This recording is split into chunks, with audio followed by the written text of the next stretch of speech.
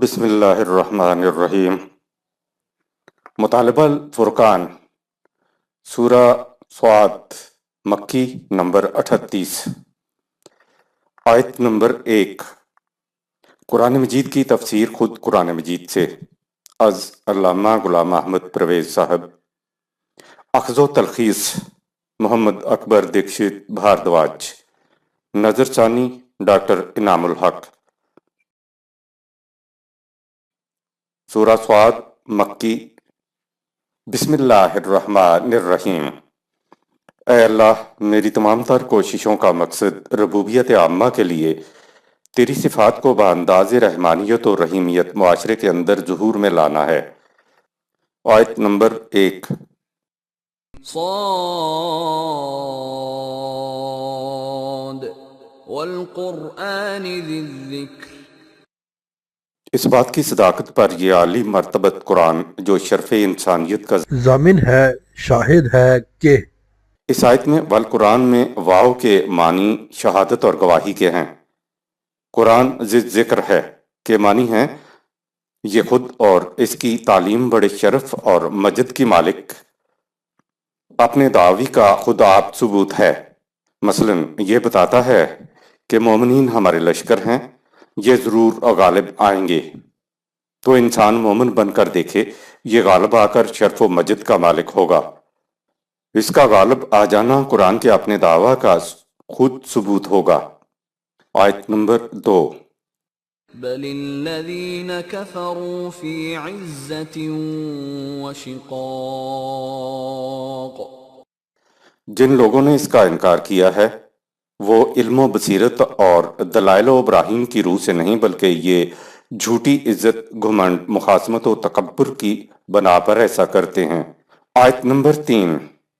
کم اہلکنا من قبلہم من قرن فنادوا ولا تحین مناص۔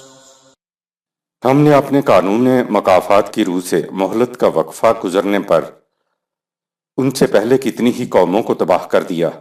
تباہی کے وقت وہ ہمیں پکارتے لیکن انہیں کہیں پناہ نہیں ملتی تھی۔ قرآن اپنے دعاوی کے ثبوت میں نظری کی بجائے ٹھوس شہادت پیش کرتا ہے۔ قرآن کا دعویٰ ہے کہ جو قوم ہمارے قوانین سے انکار کرتی ہے اور عمل بھی اس کے خلاف کرتی ہے تو ہلاک ہو جایا کرتی ہے۔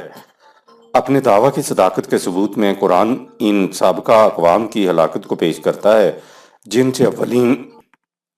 سے اولین مخاطب واقف تھے۔ ان کی اجڑی بستیوں کے کھنڈرات ان کے سفر کے دوران سامنے آتے تھے۔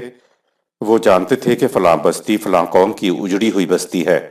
کوئی قوم ایک دن میں تباہ نہیں ہو جایا کرتی ہے، وہ آہستہ آہستہ تباہی کی طرف بڑھ رہی ہوتی ہے۔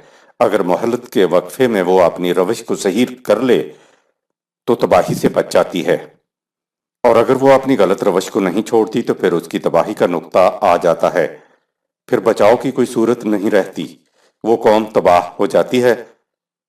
ہندی کا ایک دوہا ہے، دکھ میں تو ہر کو بجھیں اور سکھ میں بھجیں نہ کو، جو سکھ میں ہر کو بھجیں تو دکھ کاہے کو ہو۔ یعنی دکھ آ پڑے تو ہر کوئی دکھ سے بچنے کے لیے بھاگ دوڑ کرتا ہے، ہاتھ پاؤں مارتا ہے کہ کسی طرح دکھ سے چھٹکارا ملے، لیکن سکون کے دنوں میں یعنی مہلت کے وقفے میں کوئی دکھوں سے بچنے کے لیے بھاگ دوڑ نہیں کرتا۔ اگر سکون کے دنوں میں یعنی مہلت کے وقفے میں ہر کوئی دکھوں سے بچنے کے لیے بھاگ دوڑ کرے تو پھر دکھوں کا سامنا کیوں کرنا پڑے۔ آیت نمبر 4۔ وعجبوا ان جاءهم منذر منهم وقال الكافرون هذا ساحر كذاب۔ اور ان لوگوں نے اس بات پر تعجب کیا کہ انہیں زندگی کی غلط روش کے خطرناک نتائج سے آگاہ کرنے والا انہی میں سے ایک شخص کیسے ہو گیا۔ اور بغیر دلیل کے کفار کہتے ہیں کہ یہ شخص اپنی تعلیم میں جھوٹا ہے اور خدا پر افتراء باندھتا ہے۔ انسانی ذہن رسول کو فوق البشر دیکھنا چاہتا ہے۔ قرآن میں مخالفین کا اعتراض کئی مقامات پر ہے کہ اس رسول کو دیکھیے، یہ بازاروں میں چلتا پھرتا ہے، سودا سلف خریدتا ہے، اس کے بیوی بچے ہیں۔ ان کے تصور میں تھا کہ ایک رسول کو فوق البشر ہونا چاہیے۔ رسول ان کے جواب میں بار بار کہتا کہ انا بشر مثلکم، سورہ 18 آیت نمبر 110، میں تمہارے جیسا ہی بشر ہوں۔ اور دوسرے مقام پہ واضح کیا گیا کہ اگر زمین پر ملائکہ بستے تو ان کے لیے رسول بھی انہی میں سے ایک فرشتہ ہوتا، تاکہ بتایا جا سکے کہ جو پیغام تمہیں دیا جا رہا ہے اس پر میں خود بھی عمل کر رہا ہوں، لہٰذا تم بھی عمل کر سکتے ہو۔ اگر پیغام پہنچانے والا فوق البشر ہو تو کہا جا سکتا ہے کہ اس نے تو عمل کر کے دکھا دیا کیونکہ وہ فوق البشر تھا، لیکن ہم اس پیغام پر عمل نہیں کر سکتے کیونکہ ہم فوق البشر نہیں ہیں۔ نبی اکرم صلی اللہ علیہ وسلم کا تذکرہ ہمارے لیے وجہ روح اور قلب کی بالیدگی کا باعث ہے۔ آپ صلی اللہ علیہ وسلم کے اسوہ حسنہ کی یاد ہمارے سامنے سیرت و کردار کا ایک نمونہ پیش کرتی ہے۔ یہ چیزیں ہمارے سامنے آنی چاہیے۔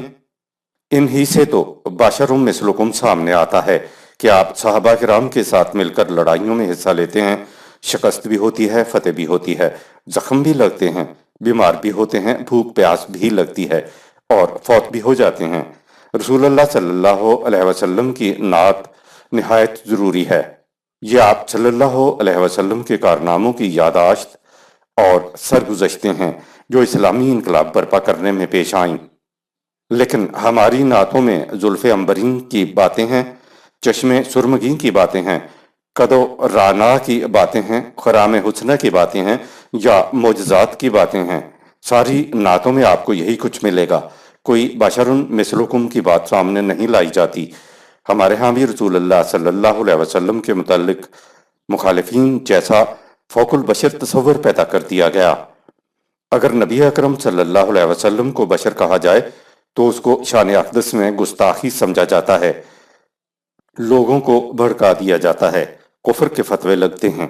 رسول اللہ صلی اللہ علیہ وسلم کے مخالفین بھی فوق البشر ہونے کے تصور کی بنا پر آپ صلی اللہ علیہ وسلم کو جھوٹا سمجھتے تھے کہ خدا کے رسول کو ہمارے جیسا انسان نہیں ہونا چاہیے۔ آیت نمبر 5، اجعل الآلہۃ الہا واحدا ان ھذا لشیء عجاب۔ یہ ازراہ تمسخر کہتے ہیں کہ ذرا اس کو دیکھو، ہمارے معبودوں کو باطل قرار دے کر کہتا ہے کہ معبود صرف ایک ہی ہے۔ یہ تو بڑی عجیب بات ہے جو یہ کہتا ہے، بھلا ایک ہستی اس قدر مختلف قوتوں کی حامل کیسے ہو سکتی ہے؟ آیت نمبر 6، وانطلق الملأ منهم ان امشوا واصبروا على آلهتكم ان هذا لشيء يراد۔ ان کے لیڈروں نے کہا اٹھو اور چلو، اس کی بات نہ سنو۔ دراصل کرنے کا کام تو یہ ہے کہ تم اپنے معبودوں کی پرستش پر ثابت قدمی کے ساتھ جمے رہو۔ ایسا لگتا ہے کہ اپنی بات منوانے میں اس کی بہت بڑی غرض پوشیدہ ہے۔ آیت نمبر 7، ما سمعنا بهذا في الملة الآخرة إن هذا إلا اختلاق۔ لیڈروں نے مزید کہا، ہم نے یہ باتیں اپنے اسلاف کے مسلک میں کبھی نہیں سنی، یہ ایک نیا پن ہے جسے اس نے خود ہی گھڑ لیا ہے۔ سورہ 26 آیت 137۔ اصلاح پرستی عقل انسانی کے چراغ کو گل کر دیتی ہے۔ مخالفین رسول کے جھوٹا ہونے کی دلیل یہ پیش کیا کرتے تھے کہ جو باتیں یہ بتاتا ہے وہ ہمارے اسلاف سے ہٹ کر ہیں، ایسا ہم نے اسلاف سے کبھی نہیں سنا۔ آج بھی مذہبی حلقوں میں قرآن کی بات کی جائے تو پوچھتے ہیں کہ ایسا کسی تفسیر میں آیا ہے؟ ایسا کسی نے پہلے بھی کہا ہے؟ اگر کہا جائے کہ نہیں تو کہتے ہیں کہ لو بھئی، وہ جو اتنے عظیم بزرگ تھے وہ تو گویا قرآن سمجھتے ہی نہیں تھے، یہ نئے آ گئے قرآن بتانے والے۔ اس دور کے مخالفین کی بات کو قرآن میں محفوظ رکھنے کا مقصد یہ تھا کہ آج ہم اپنے اسلاف پرستی کے طریق پر خود غور کر لیں کہ کہیں ہم بھی تو اس مرض میں مبتلا نہیں ہیں۔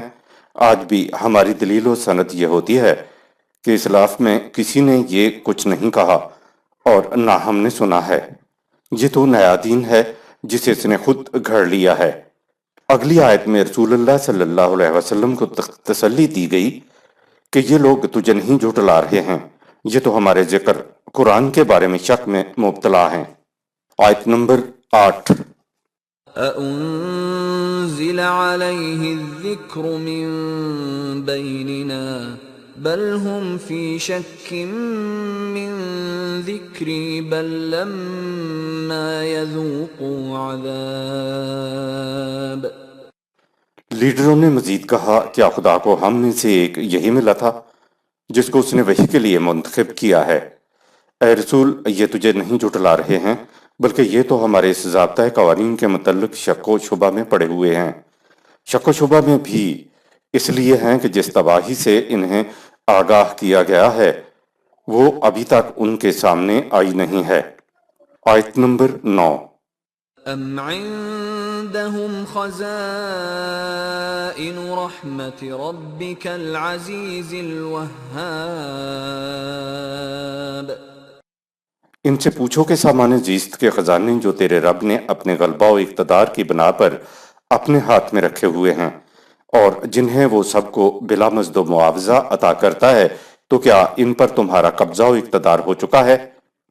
خدا کا اپنی صفات بیان کرنے کا مقصد۔ اس آیت میں خدا کی دو صفات عزیز اور وہاب آئی ہیں۔ عزیز کے معنی ہیں غلبہ و اقتدار والا اور وہاب کے معنی ہیں مفت عطا کرنے والا۔ خدا کا غلبہ و اقتدار اس لیے نہیں ہے کہ وہ سامان رزق کو انسانوں سے روک لے، بلکہ اس لیے ہے کہ وہ بلا مزد و معاوضہ ان کو دے۔ اسلامی نظام میں بھی یہ دونوں خوبیاں ہونی چاہیے۔ اگر قوت، غلبہ اور اقتدار ہوگا تب ہی نظام سامان زیست کو اپنی تحویل میں لے سکے گا۔ اگر نظام تحویل میں ہی کچھ نہ لے سکے تو وہ بلا مزد و معاوضہ کس طرح سامان زیست لوگوں کو مہیا کر سکے گا؟ اس آیت میں خدا نے اپنی دو صفات لا کر اپنی تعریف نہیں کی، بلکہ بتایا ہے کہ میرے نام پر قائم ہونے والے نظام میں دیگر صفات کے ساتھ یہ دو صفات ہونا بھی بہت ضروری ہیں تاکہ لوگوں کو سامان نشو و نما دیا جا سکے۔ ایسا نظام عزیز بھی ہوتا اور وہاب بھی ہوگا۔ آیت نمبر 10۔ أم لهم ملك السماوات والأرض وما بينهما فليرتقوا في الأسباب۔ یا کیا کائنات کی پستیوں اور بلندیوں اور جو کچھ ان کے درمیان میں ہے پر انہی کی حکومت ہے؟ اگر یہ ایسا ہی سمجھتے ہیں تو ان سے کہہ دو کہ اسباب و ذرائع کے سہارے تم بلند سے بلند تر ہوتے چلے جاؤ۔ رزق کے تمام خزانوں کو انسان اپنے قبضے میں نہیں لے سکتا۔ وہ رزق جو خدا کے خزانے میں ہے وہ تو سارا کا سارا زمین کے اندر ہے۔ انسان کو رزق وہاں ہی سے ملتا ہے، اس پوشیدہ خزانے پر تو کسی کا قبضہ نہیں ہو سکتا۔ قرآن نے اس کو رحمت رب سورہ 38 آیت 9 کہا ہے کہ وہاں سے سامان نشو و نما مفت ملتا ہے۔ بہرحال جو کچھ تم اپنی محنت سے حاصل کر سکتے ہو تو کیا وہ اس قابل ہوگا کہ تم بلند سے بلند تر ہوتے ہوئے اس کائنات سے نکل سکو؟ انسان لامحدود نہیں ہو سکتا، یہ تو زمان و مکان میں گھرا ہوا ہے۔ خدا لامحدود ہے تو انسان خدا کی طرح لامحدود تو نہیں ہو سکتا۔ آیت نمبر 11۔ جند ما هنالك مهزوم من الأحزاب۔ لیکن آخر کار یہ اسی طرح شکست خوردہ لشکر ثابت ہوں گے جس طرح ان سے پہلے اسی قسم کے لوگ تباہ و برباد ہوئے تھے۔ آگے قرآن رسول اللہ صلی اللہ علیہ وسلم کی تقویت قلب کی خاطر سابقہ انبیاء کرام کے واقعات بیان کرتا ہے کہ وہ کس طرح مخالفت کے باوجود اپنے پروگرام پر ثابت قدم رہے۔ لہٰذا اے رسول تو بھی ثابت قدم رہ، مخالفت صرف تیری نہیں ہو رہی ہے بلکہ یہ ذہنیت تو ہمارے تمام رسولوں کی مخالفت کرتی رہی ہے، اور کہا کہ مخالفین کا انجام دیکھ لو۔ آیت نمبر 12۔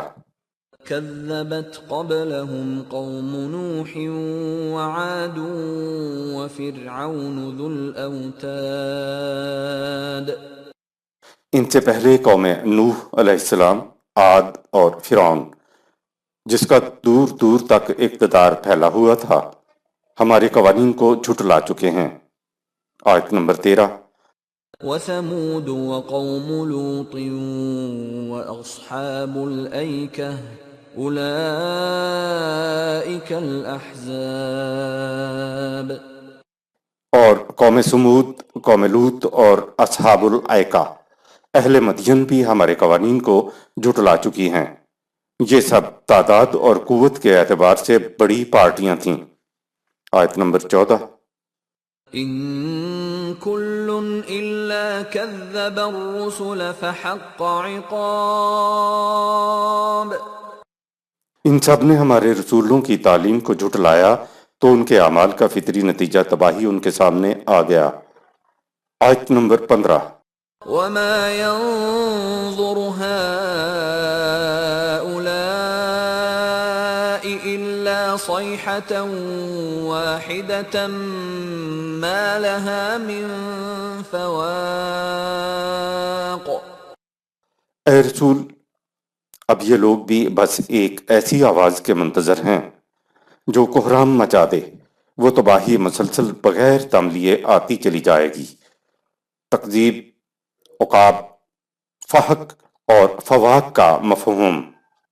تکذیب، مخالفین تکذیب رسولوں کی نہیں کرتے تھے، بلکہ وہ کہتے تھے کہ جو کچھ تو کہہ رہا ہے وہ جھوٹ ہے، اور جس عذاب کی تو دھمکی دے رہا ہے یہ بھی جھوٹ ہے، کوئی عذاب نہیں آئے گا۔ لا یکذبونک ولکن الظالمین بآیات اللہ یجحدون، سورہ 6 آیت نمبر 33۔ اے رسول، یہ تجھے جھوٹا نہیں کہہ رہے ہیں، یہ تو ہمارے قوانین کو جھٹلا رہے ہیں۔ تم نے تو ان کے سامنے اپنی سابقہ 40 سالہ زندگی کو ان کے سامنے پیش کر دیا، سورہ 10 آیت 16، تو انہوں نے آپ کو صادق و امین تسلیم کیا۔ رسول اللہ صلی اللہ علیہ وسلم کو تسلی دی کہ یہ آج کی بات نہیں ہے، یہ تو ہوتا چلا آیا ہے، لہٰذا تم افسردہ مت ہو۔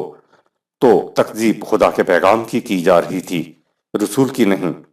عقاب، دراصل ہوتا یہ ہے کہ انسان کا عمل پہلے سرزد ہوتا ہے، اس کے بعد اس کا نتیجہ مرتب ہوتا ہے، جو محسوس شکل میں سامنے آنے کے لیے پیچھے لگا رہتا ہے۔ عقاب ہی کو ذنب بھی کہا گیا ہے۔ ذنب حیوان کی دم کو کہتے ہیں، جہاں حیوان جائے دم اس کے ساتھ لگی ہوئی ساتھ ساتھ جاتی ہے، تو عقاب کے معنی ہے پیچھے لگا ہوا۔ فحق، عربوں کے ہاں ہر نظریہ، ہر بات جو ذہنی سی ہو، نظری سی ہو، محسوس طور پر سامنے نہ آئی ہو، اس کو حق نہیں کہا جاتا۔ جب نظری بات یا نظریہ محسوس شکل میں حقیقت ثابتہ بن کے سامنے آ جاتا ہے تو عرب اس کو حق کہتے ہیں۔ اسی کو انگریزی میں دی ریئل کہتے ہیں۔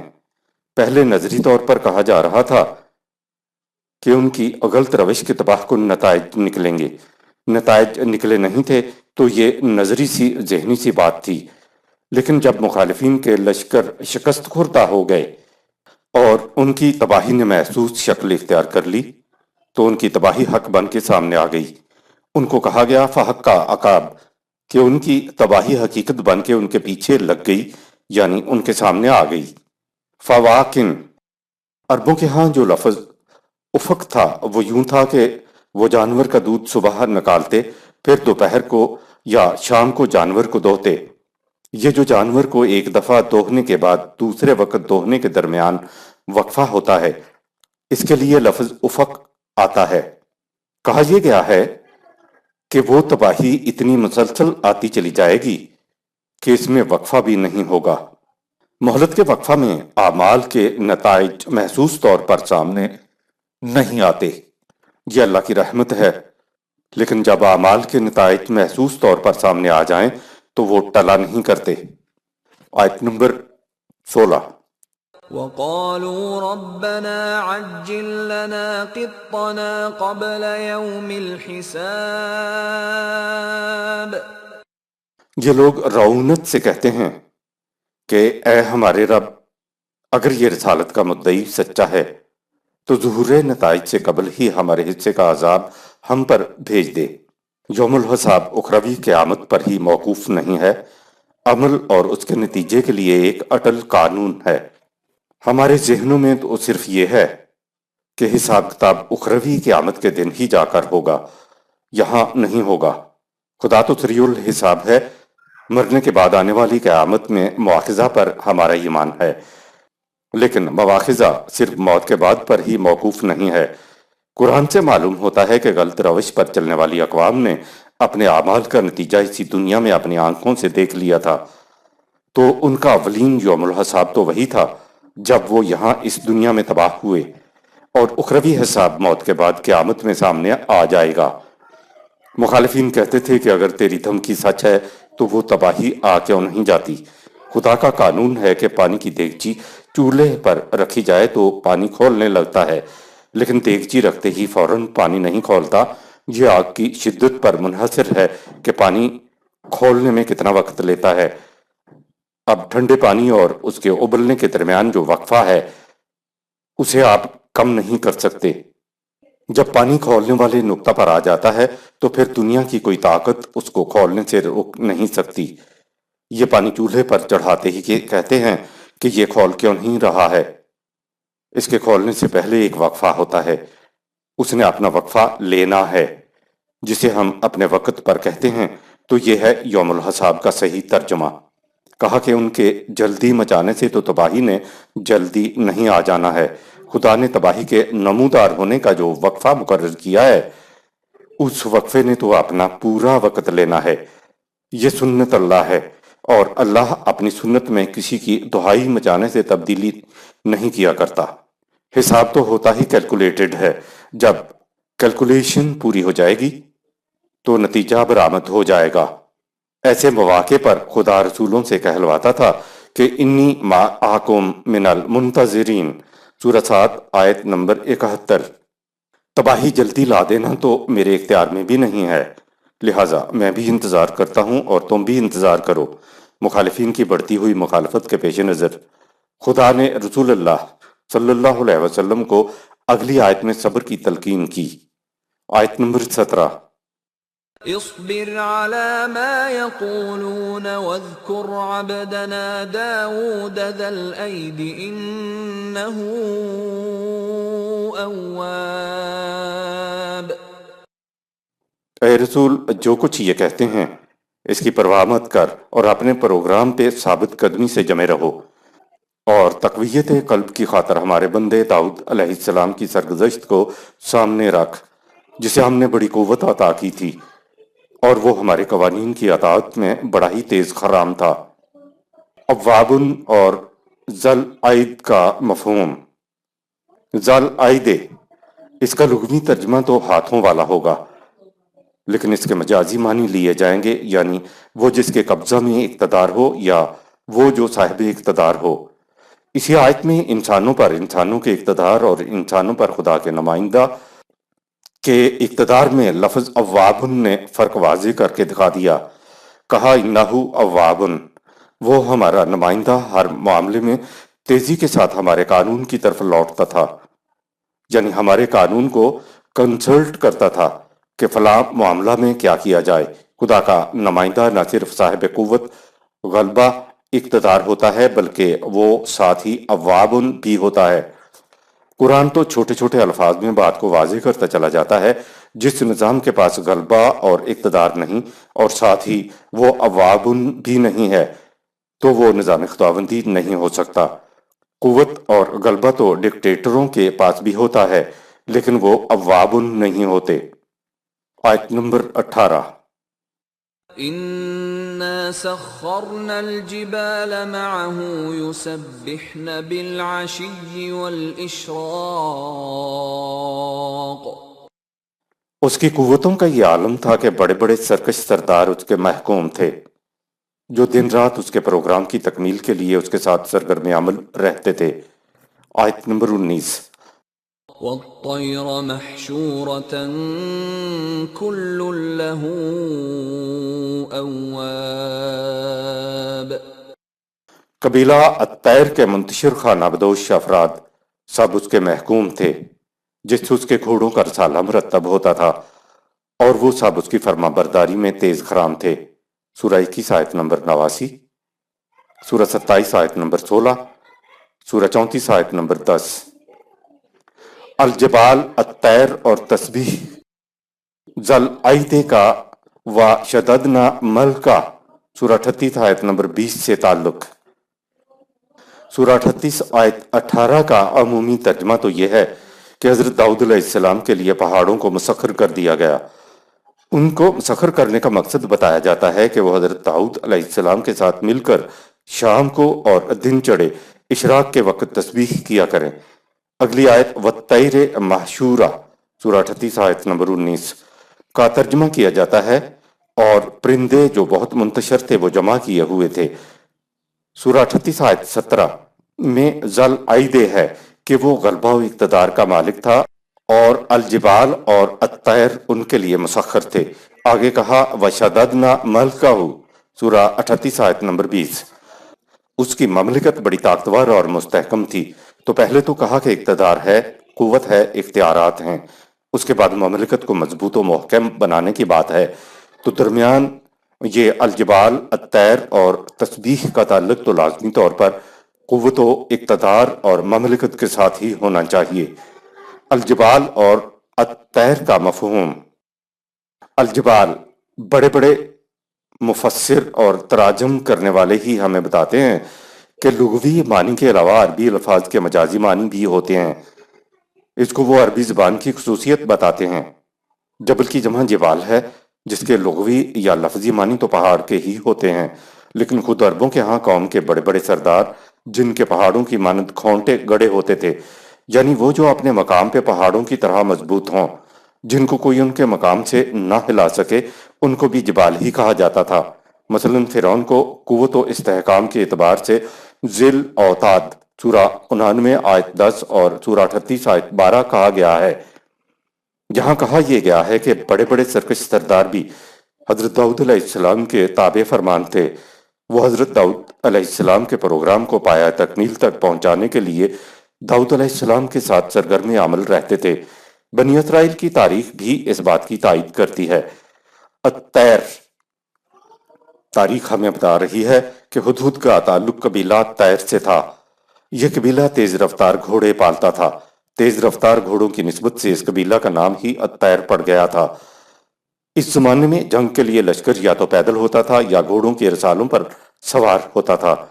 جنگ کے لیے تیز رفتار گھوڑوں کو سدھانے والا یہ قبیلہ تھا۔ ویسے بھی گھوڑوں کو شہروں میں نہیں بلکہ جنگلوں اور میدانوں ہی میں سدھایا جا سکتا ہے۔ یوں یہ قبیلہ خانہ بدوش طرز کی زندگی بسر کرتا تھا۔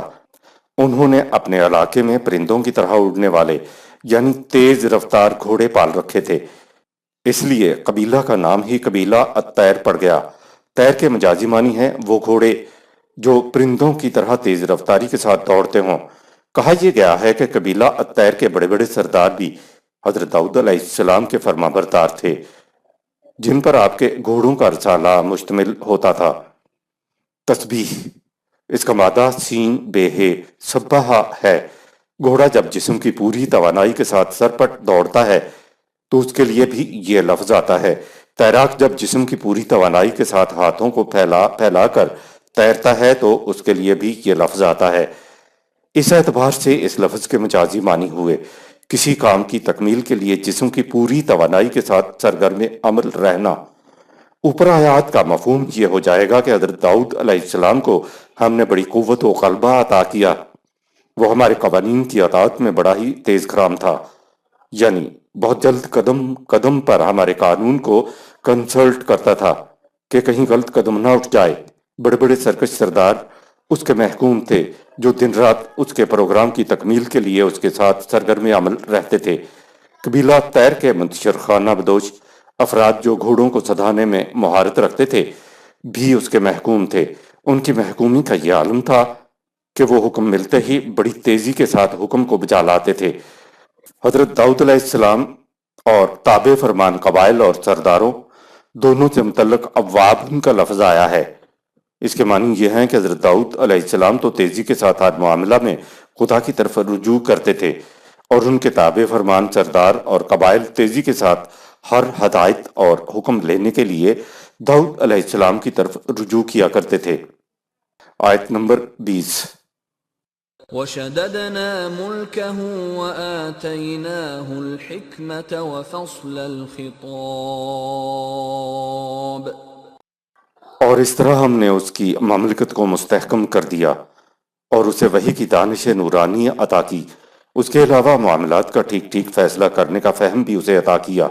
سورہ 17 آیت 39، سورہ 43 آیت نمبر 63۔ آیت نمبر 21۔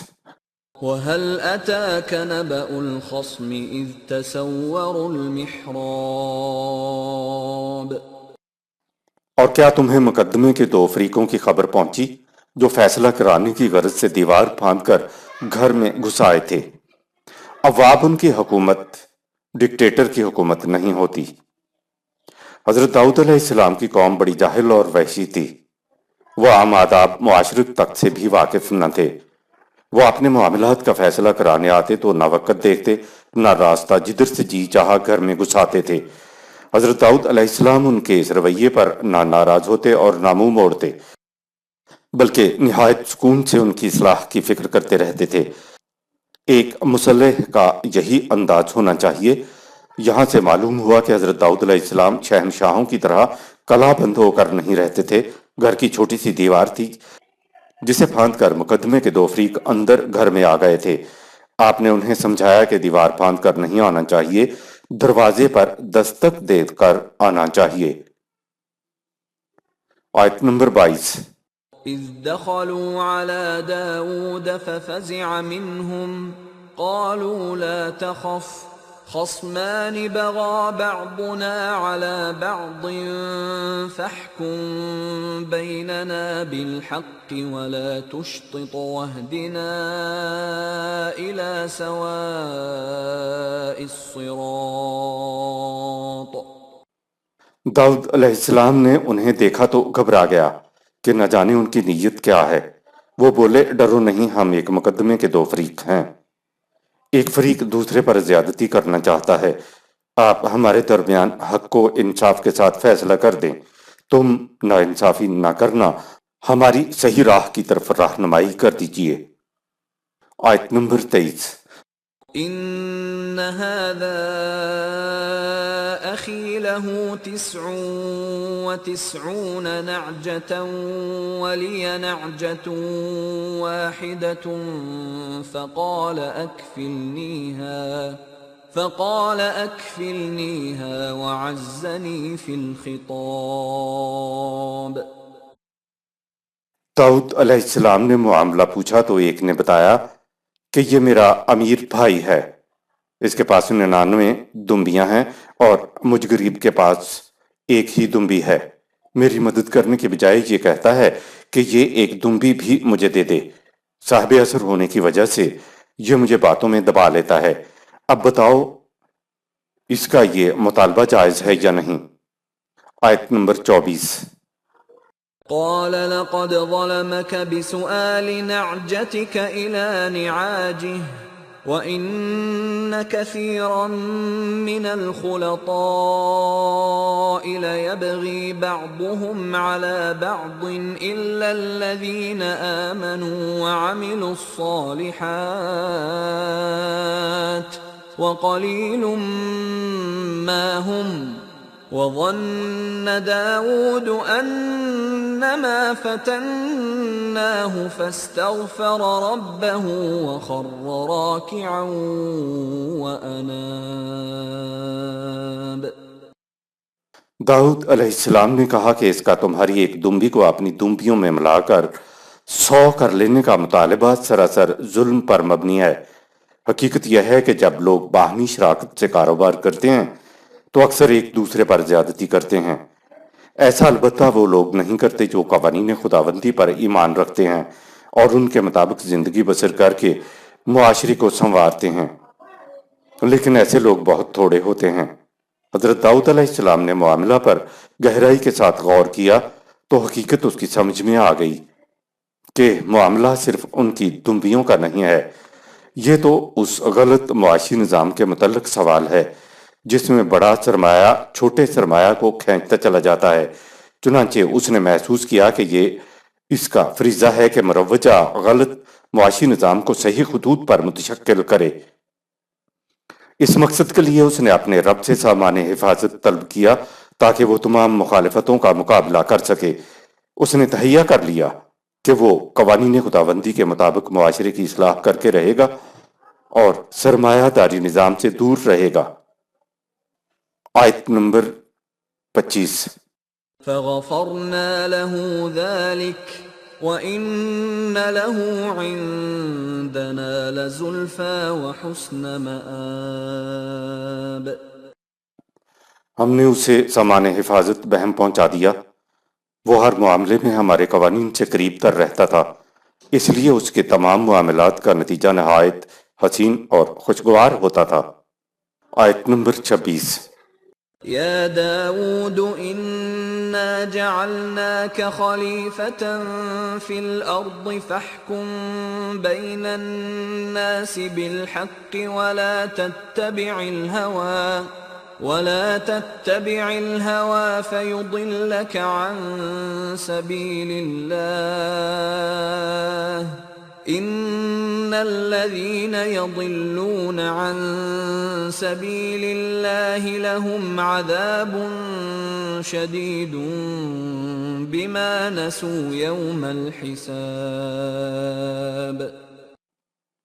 ہم نے داؤد علیہ السلام سے کہہ دیا کہ ہم نے تمہیں ملک میں حکومت اس لیے عطا کی ہے کہ تم لوگوں کے معاملات کے فیصلے حق کے ساتھ یعنی عدل و انصاف کے ساتھ کرو اور کسی کے جذبات کی پیروی اختیار نہ کرنا۔ اگر تم نے ایسا کیا تو یہ لوگ تمہیں صحیح راستے سے بہکا دیں گے۔ جو لوگ صحیح راستے سے بھٹک جاتے ہیں وہ دراصل ہمارے قانون مکافات کو فراموش یا نظر انداز کر دیتے ہیں۔ اس کا نتیجہ سخت تباہی ہوتا ہے۔ حضرت داؤد علیہ السلام کے بارے میں انسانوں کا لکھا ہوا تورات میں بیان۔ قرآن کے نزدیک 99 دمبیوں اور ایک دمبی والا معاملہ تو وہی ہے جو اوپر آ چکا ہے، یعنی نظام سرمایہ داری۔ اب تورات سے اس لیے بیان کیا جا رہا ہے کہ ہمارے ہاں تفاسیر میں اس معاملہ سے متعلق وہاں ہی سے لے کر کہہ دیا جاتا ہے کہ ایسا رسول اللہ صلی اللہ علیہ وسلم نے فرمایا۔ اگر حضرت داؤد علیہ السلام جو ہمارے بھی نبی ہیں اور محمد صلی اللہ علیہ وسلم پر حرف نہ آتا تو ہم اس کو نظر انداز کر دیتے۔ لا نفرق بین احد من رسلہ سورہ 2 آیت نمبر 285۔ رسول ہونے کی جہت سے ہم تو ان میں کوئی فرق نہیں کر سکتے۔ تورات قصہ کو یوں بیان کرتی ہے کہ حضرت داؤد علیہ السلام کی 99 بیویاں تھیں۔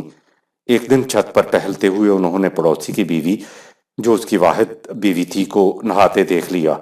معلوم کرنے پر پتہ لگا کہ وہ علام کی بیٹی اور ہتی اور یا کی بیوی ہے۔ حضرت داؤد علیہ السلام نے عورت کو بلایا اور اس سے ہم بستر ہوا سو وہ حاملہ ہو گئی۔ اس عورت نے حضرت داؤد علیہ السلام کو حمل کے بارے میں بتا دیا۔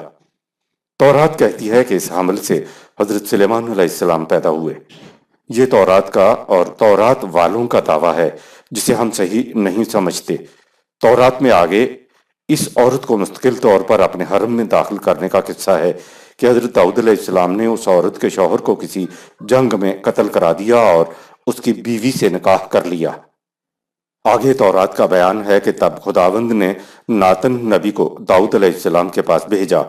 اس نے آ کر داؤد علیہ السلام سے کہا کہ ایک شہر میں 2 شخص تھے، ایک دولت مند اور دوسرا کنگال۔ دولت مند کے پاس بہت سی بھیڑ بکریاں اور گائے بیل تھے، لیکن کنگال کے پاس صرف ایک بھیڑ کی پٹھیا کے سوا کچھ نہ تھا۔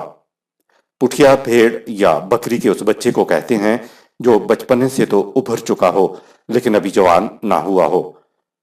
جوتن شخص ضروری نہیں کہ خدا کا نبی ہو۔ یہودیوں کے ہیکل میں ایک بڑے منصب دار کو بھی وہ نبی کہتے تھے جو پیشگوئیاں کیا کرتا تھا اور لوگوں کو ان کی قسمت بتاتا تھا۔ جوتن نبی نے تمثیلی انداز میں بات کی کہ ایک مسافر دولت مند کے پاس آیا۔ اس نے اپنا جانور ذبح کر کے تواضع کرنے کے بجائے کنگال کے پاس جو ایک بھیڑ تھی اس کو ذبح کر کے مسافر کی تواضع کی۔ یہ سن کر داؤد علیہ السلام کو دولت مند پر غصہ آیا تو کہا خدا کی قسم یہ دولت مند شخص واجب القتل ہے اور اس کو 54 پٹھیائیں واپس کرنی ہوں گی۔ تب جوتن نبی نے داؤد علیہ السلام سے کہا یہ شخص تو ہی تو ہے اس کے بعد ہے کہ داؤد علیہ السلام کس طرح نادم ہوا، پھر کیسے توبہ کی۔ ہم مسلمانوں کی تفسیر معالم تنزیل کا حضرت داؤد علیہ السلام کے اس قصے سے متعلق بیان۔ بہت سی تفاسیر ہیں جن کا حوالہ دیا جا سکتا ہے، لیکن تفسیر معالم التنزیل بڑی مشہور اور مستند سمجھی جاتی ہے، اس لیے ہم اسی کے حوالے سے بات کریں گے۔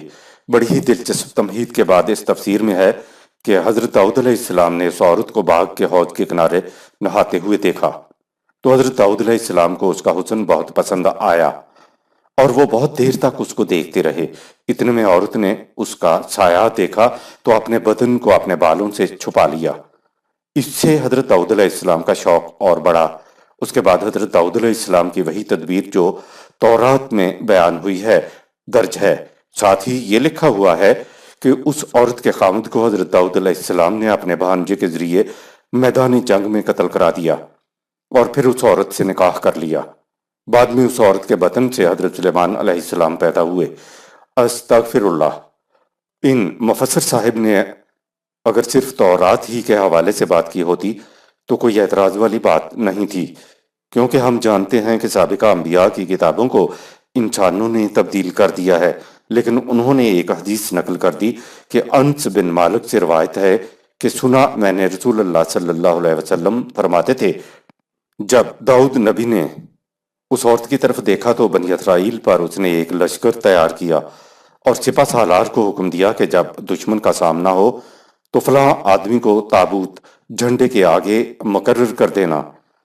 اس زمانے میں تابوت کے ساتھ نصرت طلب کی جاتی تھی۔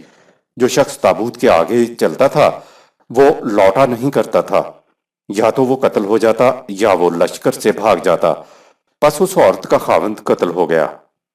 اس روایت کو رسول اللہ صلی اللہ علیہ وسلم سے منسوب کر کے تفسیر میں بیان کیا گیا ہے۔ معاذ اللہ خدا کا ایک نبی یہ کچھ کر رہا ہے اور دوسرا نبی محمد صلی اللہ علیہ وسلم اس کی تصدیق فرما رہا ہے کہ حضرت داؤد علیہ السلام نے اس کی ایک بیوی کو حاصل کر کے اپنی 100 بیویاں بنا لیں۔ اسی تفسیر میں آگے ہے کہ خدا نے 2 فرشتے بھیجے۔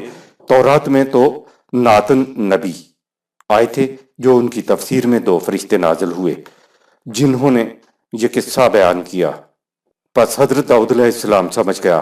حضرت داؤد علیہ السلام کے بارے میں قرآن نے کہا ہے کہ ان کو حکمت دی گئی اور فیصلہ کرنے کی صلاحیت بھی، لیکن تفسیر معالم التنزیل کہہ رہی ہے کہ وہ فرشتوں کے سمجھانے پر سمجھے کہ یہ تو میرے ہی متعلق بات ہے، اور وہ سجدے میں گر پڑا۔ وہ 40 رات تک سجدے میں پڑا رہا، یہاں تک کہ آنسوؤں سے سبزی اگ کر اس کے سر سے گزر گئی۔ ایسی روایات کو تسلیم نہ کیا جائے تو کفر کے فتوے لگائے جاتے ہیں۔ اگر یہ وضعی قصہ صرف تورات ہی میں ہوتا تو مسلمان اعتراض کر سکتے تھے کہ دیکھو تمہارے ہاں ایک نبی کے بارے میں اس قسم کی باتیں لکھی ہوئی ہیں۔ لہٰذا انہوں نے اپنا سارا لٹریچر ہماری حدیثوں کی کتابوں کے اندر داخل کر دیا اور پھر ہماری تفاسیر میں بھی آ گیا۔ اب اگر ہم تورات پر اعتراض کریں تو وہ جھٹ سے رسول اللہ صلی اللہ علیہ وسلم سے منسوب ہماری روایات پیش کر دیں گے۔ رسول اللہ صلی اللہ علیہ وسلم سے منسوب روایات آپ صلی اللہ علیہ وسلم سے منسوب کی گئی ہیں، یہ نبی اکرم صلی اللہ علیہ وسلم کی نہیں ہو سکتی۔ حضرت داؤد علیہ السلام کا دفاع مولانا مودودی اپنی تفسیر میں ایک الگ ہی انداز میں کرتے ہیں۔ ہمیں کسی شخص سے کوئی مخاصمت نہیں، لیکن جب بات قرآن کریم کی آ جائے گی تو ہم کسی کو رعایت نہیں دے سکتے۔ مولانا سید ابو الاعلیٰ مودودی سن 1908 تا سن 1989 کو ایک بہت بڑے ماڈرن مفسر کی حیثیت سے جانا جاتا ہے۔ ان کا دعویٰ تھا کہ وہ علم و بصیرت اور عقل و شعور کی بنا پر قرآن مجید کی تفسیر پیش کرتے ہیں۔ اس نے اپنی تفسیر تفہیم القرآن جلد 4 میں سورہ صاد کی ان آیات کی تفسیر کرتے ہوئے کہا کہ تورات اور تفاسیر میں بیان کردہ سب باتیں وضعی اور لغو ہیں۔ یہ پڑھنے کے بعد ایک قاری کے ذہن میں آئے گا کہ یہ صاحب جو کچھ کہیں گے وہ واقعی قرآن الحمید کی بات ہوگی۔ فرماتے ہیں کہ اصل واقعہ جو قرآن مجید کے بیان سے صاف سمجھ میں آتا ہے وہ یہ ہے کہ حضرت داؤد علیہ السلام نے اور یا عورت کے خاوند سے محض یہ خواہش کی تھی کہ وہ اپنی بیوی کو طلاق دے دے، یاد رہے کہ سارے قرآن میں یہ کہیں نہیں ہے کہ حضرت داؤد علیہ السلام نے طلاق دینے کے لیے کہا ہو، لیکن یہ کہہ رہے ہیں کہ قرآن سے صاف سمجھ میں آتا ہے۔ آگے لکھا ہوا ہے کہ چونکہ یہ خواہش ایک عام آدمی کی طرف سے نہیں بلکہ ایک جلیل القدر فرمانروا اور ایک زبردست دینی عظمت رکھنے والی شخصیت کی طرف سے رعایا کے ایک فرد کے سامنے ظاہر کی گئی تھی، اس لیے وہ شخص کسی ظاہری جبر کے بغیر بھی اپنے آپ کو اسے قبول کرنے پر مجبور پا رہا تھا۔ دیکھا آپ نے، بیوی کو طلاق دینے کے لیے کہا جا رہا ہے اور کہا جا رہا ہے کہ یہ ظاہری جبر نہیں تھا اور وہ اپنے آپ کو مجبور بھی پا رہا تھا، یعنی بغیر کسی قسم کے جبر کے وہ اپنے آپ کو مجبور پا رہا تھا۔ خدا کا نبی، نظام خداوندی کا سربراہ اور اس کا کردار و سیرت یہ بتائی جا رہی ہے کہ اس کو دوسرے کی بیوی پسند آ جاتی ہے اور وہ اسے بلا کر کہتا ہے کہ اسے طلاق دے دو۔ یہ ہے ایک نبی کی سیرت اور یہ ہے نظام خداوندی کے سربراہ کا کردار جسے یہ صاحب دنیا کے سامنے پیش کر رہا ہے۔ اگر نظام خداوندی میں ایسا ہی ہوتا ہو تو اس سے زیادہ ظلم و ستم اور کیا ہوگا۔ آگے ہے، قبل اس کے کہ وہ حضرت داؤد علیہ السلام کی فرمائش کی تکمیل کرتا، قوم کے دو نیک آدمی اچانک حضرت داؤد علیہ السلام کے پاس پہنچ گئے اور انہوں نے ایک فرضی مقدمے کی صورت میں یہ معاملہ ان کے سامنے پیش کیا۔ گویا حضرت داؤد علیہ السلام اتنے ظالم و جابر تھے کہ ان دو نیک آدمیوں کی بھی جرتیں سلب ہو گئیں کہ وہ معاملے کو سیدھی شکل میں پیش کرنے کی جرت نہ کر پائے، اس لیے انہیں فرضی مقدمے کی صورت میں بات کرنا پڑی۔ آگے ہے، حضرت داؤد علیہ السلام ابتدا میں تو یہ سمجھے کہ یہ واقعی کوئی مقدمہ ہے، چنانچہ انہوں نے فیصلہ سنا دیا، لیکن زبان سے فیصلہ کے الفاظ نکلتے ہی ان کے ضمیر نے تنبیہ کی کہ یہ تمثیل پوری طرح ان کے اور اس شخص کے معاملے پر چسپاں ہوتی ہے، اور جس فعل کو وہ خود ظلم قرار دے رہے ہیں اس کا صدور خود ان سے اس شخص کے معاملے میں ہو رہا ہے۔ یہ احساس دل میں پیدا ہوتے ہی وہ سجدے میں گر گئے اور توبہ کی اور اپنے اس فعل سے رجوع فرمایا۔ بنی اسرائیل کا نظام سرمایہ دارانہ تھا جس کو ابھی تک حضرت داؤد علیہ السلام نے تبدیل نہیں کیا تھا۔ سرمایہ دارانہ نظام میں ہوتا یہ ہے کہ بڑا سرمایہ چھوٹے سرمایہ کو کھا جاتا ہے۔ بڑا سرمایہ دار نہیں چاہتا کہ اس کے شریک چھوٹے چھوٹے سرمایہ داروں کے پاس ایک پھوٹی کوڑی بھی رہے۔ چھوٹے سرمایہ دار کو بڑا سرمایہ دار پنپنے ہی نہیں دیتا۔ مایا کو مایا ملے کر کر لمبے ہاتھ، تلسی داس غریب کی کوئی نہ پوچھے بات۔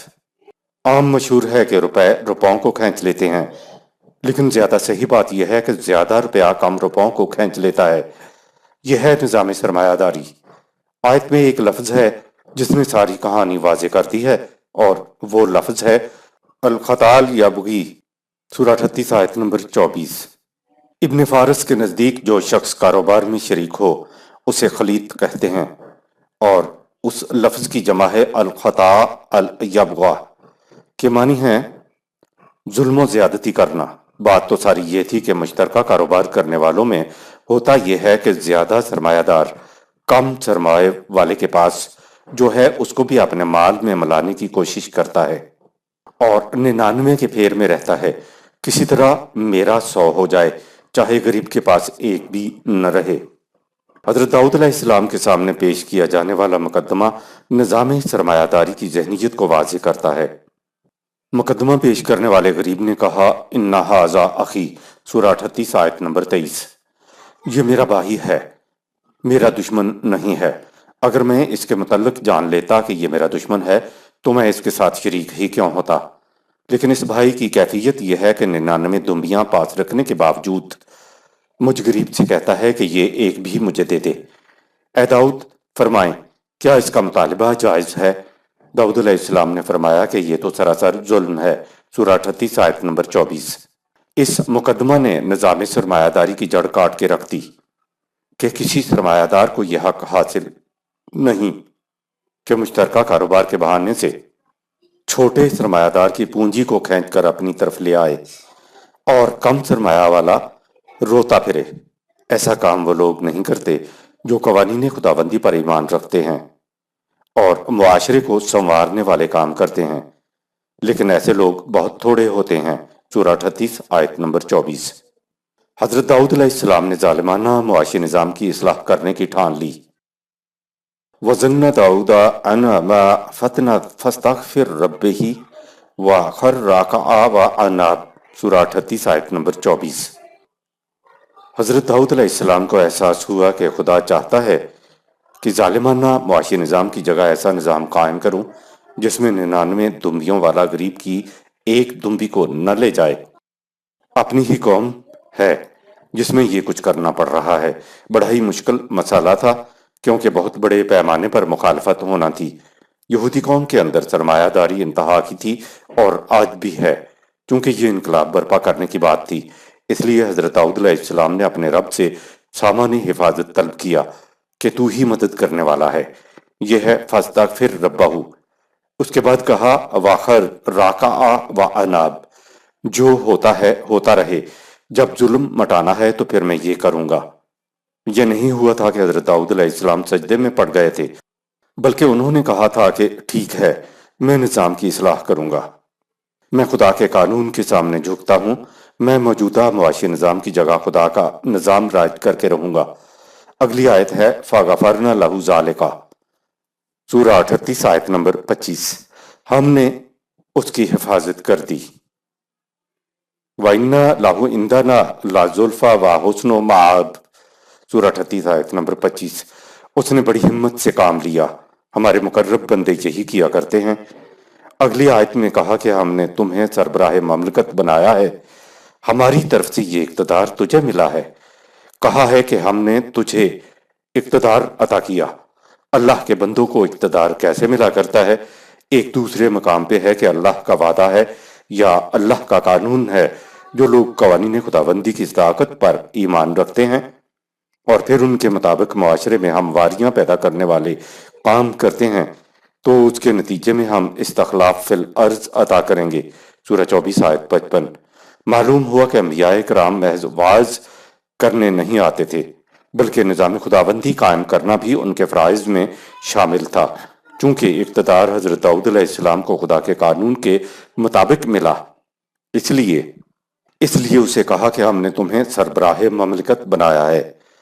یہ اقتدار کس مقصد کے لیے ملا ہے؟ کہا فَاحْكُم بَيْنَ النَّاسِ بِالْحَقِّ سورہ 38 آیت نمبر 26۔ حق کے مطابق لوگوں کے فیصلے کرتا چلا جا۔ آگے ہے وَلَا تَتَّبِعِ الْهَوَىٰ سورہ 38 آیت نمبر 26۔ سرمایہ داروں کی خواہشات کی بالکل پرواہ نہ کر۔ فَيُضِلَّكَ عَن سَبِيلِ اللَّهِ سورہ 38 آیت 26۔ یہ سرمایہ دار تجھے خدا کے راستے سے بہکا دیں گے۔ آگے ہے جو لوگ ہمارا صحیح راستہ چھوڑ کر دوسرے راستے پر پڑ جاتے ہیں ان کا انجام بڑا تباہ کن ہوتا ہے۔ تباہ کن انجام اس لیے ہوتا ہے کہ وہ بھول گئے کہ ہم نے اپنے اعمال کا حساب بھی دینا ہے۔ آیت نمبر 27۔ وَمَا خَلَقْنَا السَّمَاءَ وَالْأَرْضَ وَمَا بَيْنَهُمَا بَاطِلًا ذَلِكَ ظَنُّ الَّذِينَ كَفَرُوا فَوَيْلٌ لِّلَّذِينَ كَفَرُوا مِنَ النَّارِ۔ اور ہم نے کائنات کی پستیوں اور بلندیوں اور جو کچھ ان کے درمیان میں ہے کو بیکار یا بے مقصد پیدا نہیں کیا ہے، بلکہ سلسلہ کائنات کو مکافات عمل کے نتائج برآمد کرنے کے لیے وجود میں لایا گیا ہے۔ سورہ 10 آیت نمبر 4، سورہ 11 آیت نمبر 7، سورہ 45 آیت نمبر 22، سورہ 53 آیت نمبر 31۔ البتہ کفار کائنات کو بے مقصد گمان کرتے ہیں، تو اس نظریہ حیات کا نتیجہ تباہی اور بربادی کے سوا اور کیا ہو سکتا ہے؟ کائنات انسان کے طبعی اور اخلاقی اعمال کے نتائج برآمد کرنے کے لیے سرگرم عمل ہے۔ یہ آیت اس بات کی تائید میں آئی ہے کہ نظام کائنات لوگوں کی خواہشات کے مطابق نہیں بلکہ ہمارے قوانین کے مطابق چل رہا ہے۔ ہمارے قوانین کے مطابق چلنے کی وجہ سے بڑے ہی حسن و خوبی کے ساتھ نظام کائنات چلتا چلا جا رہا ہے۔ انسان بھی اپنی کائنات میں اگر قوانین خداوندی کو نافذ کر لے تو انسانی کائنات بھی حسن و خوبی کے ساتھ چلتی چلی جائے گی اور اس کی کوششوں کے بھرپور نتائج اسی دنیا میں برآمد ہوتے چلے جائیں گے۔ قرآن کی روح سے یہ عظیم الشان مشینری نہ صرف طبعی نتائج پیدا کرنے کے لیے سرگرم عمل ہے، بلکہ یہ اس لیے بھی سرگرم عمل ہے کہ انسان کے اخلاقی اعمال بھی بے نتیجہ نہ رہنے پائیں۔ طبعی اعمال کے نتائج کا تو ہمیں علم ہے کہ یہ کیسے برآمد ہوتے ہیں، لیکن ابھی تک انسان یہ معلوم نہیں کر سکا کہ اس کے اخلاقی اعمال کے نتائج برآمد کرنے میں کائنات کس طرح کردار ادا کرتی ہے۔ آیت نمبر 28۔ أَمْ نَجْعَلُ الَّذِينَ آمَنُوا وَعَمِلُوا الصَّالِحَاتِ كَالْمُفْسِدِينَ فِي الْأَرْضِ أَمْ نَجْعَلُ الْمُتَّقِينَ كَالْفُجَّارِ۔ کیا کفار یہ خیال رکھتے ہیں کہ دنیا میں جو ایمان لائے اور جنہوں نے معاشرے میں ہمواریاں پیدا کرنے والے کام کیے، ہم ان کو ان لوگوں کے برابر کر دیں گے جو ہمارے قوانین پر ایمان نہیں رکھتے اور معاشرے میں ناہمواریاں پیدا کرتے ہیں، یا ہم قوانین کی نگہداشت کرنے والوں کا انجام ان لوگوں جیسا کر دیں گے جو ہمارے قوانین کی خلاف ورزی کرتے ہیں۔ متقین اور فجار کی زندگی اس دنیا میں بھی ایک جیسی نہیں ہو سکتی۔ مرنے کے بعد آخرت میں تو ٹھیک ہے کہ مجرم جہنم میں جائیں گے اور متقی لوگ جنت میں جائیں گے، لیکن اس آیت میں قرآن نے فی العرض کہا ہے، یعنی کیا وہ گروہ جو اس دنیا میں قوانین خداوندی کی نگہداشت کرتا ہے اور دوسرا گروہ جو قانون سے منہ موڑ کر زندگی بسر کرتا ہے، کیا ان دونوں کی زندگیوں کے نتائج اس دنیا میں ایک جیسے ہو جائیں گے؟ قرآن بات کو ذہنی یا نظری ہی نہیں رہنے دیتا، کہا وَلَن يَجْعَلَ اللَّهُ الْكَافِرِينَ عَلَى الْمُؤْمِنِينَ سَبِيلًا، سورہ 4 آیت نمبر 14۔ اس کے معنی ہیں کہ کفار مومنین پر کبھی غالب نہیں آ سکیں گے۔ اسی بات کو مزید وضاحت سے یوں بیان کیا کہ لِيُظْهِرَهُ عَلَى الدِّينِ كُلِّهِ، سورہ 9 آیت نمبر 33۔ مسلمانوں کے دین نظام نے دنیا کے ہر نظام کے اوپر غالب آنا ہے۔ ایک اور مقام ملاحظہ فرمائیں، وَأَنْتُمُ الْأَعْلَوْنَ إِن كُنتُم مُؤْمِنِينَ، سورہ 3 آیت 139۔ تم ہی زندگی کے ہر میدان میں سب سے اعلیٰ و برتر ہوگے اگر تم قوانین خداوندی کے مطابق زندگی بسر کرنے والی جماعت مومنین ہو۔ اب محسوس طور پر سمجھ میں آ گیا کہ دونوں گروہوں کی اس دنیا میں بھی ایک جیسی زندگی نہ ہونے سے کیا مراد ہے۔ قرآن کریم پر اگر یقین ہے تو مسلمانوں کو سوچنا چاہیے کہ وہ آج کس مقام پہ کھڑے ہیں۔ آیت نمبر 29۔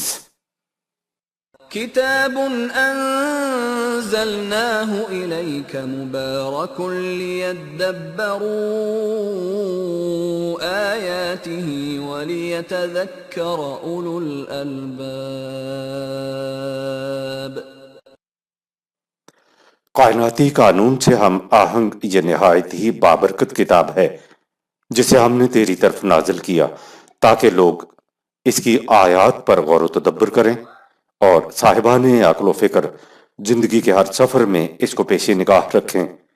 قرآن کریم ناظرہ پڑھنے کے لیے نہیں ہے، کہا کہ یہ بابرکت کتاب تیرے اوپر نازل کی گئی ہے۔ کتاب نازل کرنے کا مقصد کیا ہے؟ پہلا مقصد بتایا کہ لے یدبرو، تاکہ اس کی تعلیم پر غور و تدبر کیا جائے۔ دوسرا مقصد بتایا لے یتذکر اولو الالباب، تاکہ اولو الالباب اس کی تعلیم کو زندگی کے ہر سفر میں سامنے رکھیں۔ قرآن کریم پر غور و فکر کرنے والوں کو اولو الالباب کہا گیا ہے۔ ہماری زبان میں لب الباب کسی بات کے نچوڑ کو کہتے ہیں، یعنی وہ لوگ جو قرآن کریم کی تعلیم کے نچوڑ تک انتہائی عقل و فکر کی روح سے پہنچ جائیں، ان کو اولو الالباب کہا گیا ہے۔ ناظرہ پڑھنے میں نہ تو قرآن کی تعلیم پر غور ہوتا ہے اور نہ تدبر۔ صدق اللہ العظیم۔